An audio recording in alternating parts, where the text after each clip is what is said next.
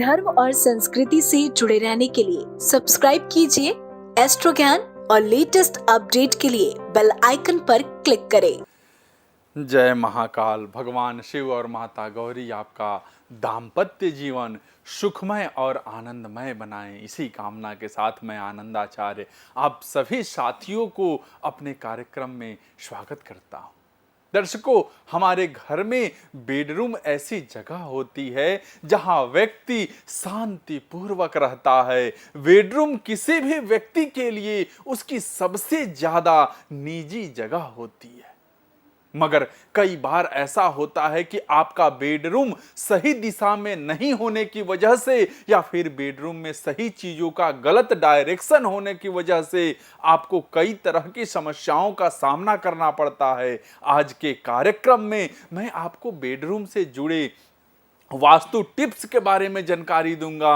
मैं आपको बताऊंगा कि घर के किस दिशा में आपको बेडरूम बनवाना चाहिए, उसका कलर कैसा होना चाहिए, कौन सी चीजें बेडरूम में मौजूद होने की वजह से आपको परेशानियों का सामना करना पड़ता है और इस समस्या से निजात पाने के लिए क्या उपाय अपनाने चाहिए।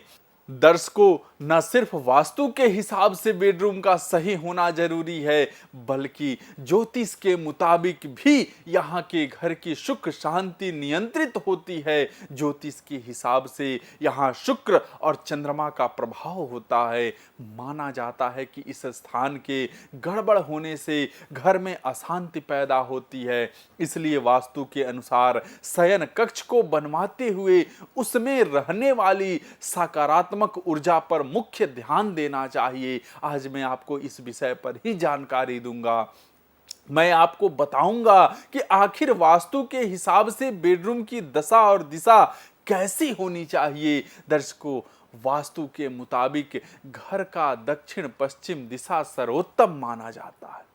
इसके अलावा आप पश्चिम दिशा में भी शयन कक्ष का निर्माण करवा सकते हैं, लेकिन हमेशा इस बात का ध्यान रखें कि बेडरूम पूर्व उत्तर और दक्षिण पूर्व दिशा में ना हो। बेडरूम में पलंग आपको पूर्व पश्चिम या उत्तर दक्षिण दिशा की ओर रखना चाहिए। सोते वक्त आपका सिर जो है वह पूर्व या दक्षिण दिशा की ओर ही होना चाहिए। हमेशा बेडरूम के लिए पलंग खरीदते या बनवाते वक्त इस बात का ध्यान रखें कि धातु या लोहे का पलंग अच्छा नहीं होता। लकड़ी का पलंग सर्वोत्तम माना गया है, इसलिए आप लकड़ी के पलंग का ही इस्तेमाल करें। पलंग आयताकार या वर्गाकार होना चाहिए। गोल पलंग भूलकर भी अपने बेडरूम में ना लगाएं। वास्तु के अनुसार यदि बेड बॉक्स वाला ना हो तो यह और भी अच्छा है। दर्शकों, हमेशा बेडरूम बनवाते वक्त इस बात का ध्यान रखें कि बेड कभी भी घर के मध्य में नहीं आना चाहिए। आपको अपना बेड कभी भी बेडरूम के किसी कोने में लगाकर भी नहीं रखना चाहिए। ऐसा होने पर नकारात्मक ऊर्जा घर में वास करती है।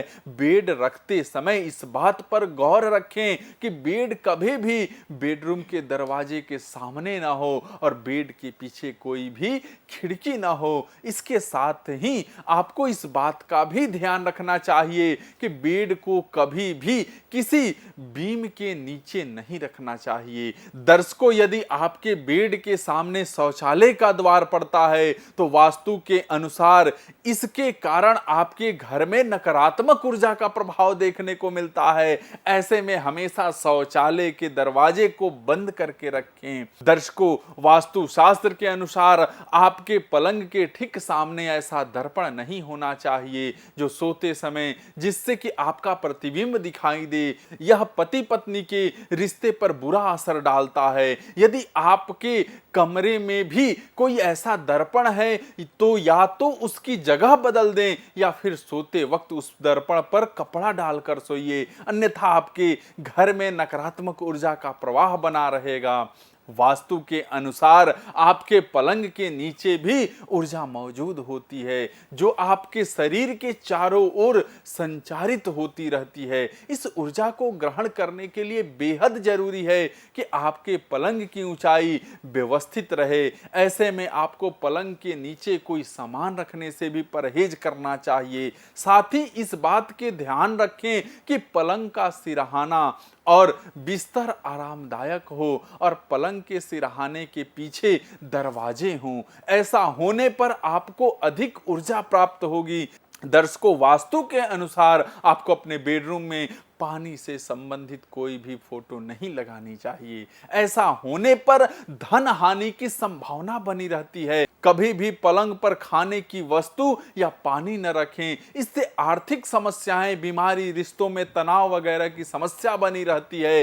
पलंग के आसपास भी आपको धर्म से जुड़ी कोई भी चीजों को नहीं रखना चाहिए। ऐसा होने पर देवी देवता नाराज हो जाते हैं और आपकी परेशानियां बढ़ जाती है।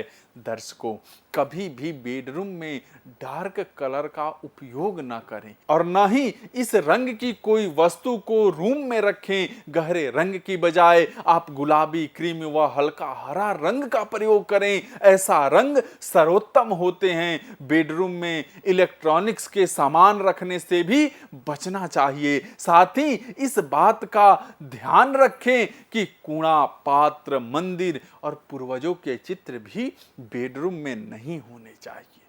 दर्शकों, बेडरूम में हल्की सुगंध का प्रयोग करना बहुत ही लाभदायक होता है। साथ ही आप कोशिश करें कि नमक के पानी से रूम में पोछा जरूर लगाएं। इससे वहां मौजूद सारी नकारात्मक ऊर्जाएं खत्म हो जाएंगी। दर्शकों, आज के लिए इतना ही। अगर आपके मन में भी कोई सवाल है तो आप हमें कमेंट करके बता सकते हैं, जवाब जरूर मिल जाएगा। आप सबका बहुत बहुत धन्यवाद। जय महाकाल। धर्म और संस्कृति से जुड़े रहने के लिए सब्सक्राइब कीजिए एस्ट्रो ज्ञान और लेटेस्ट अपडेट के लिए बेल आइकन पर क्लिक करें।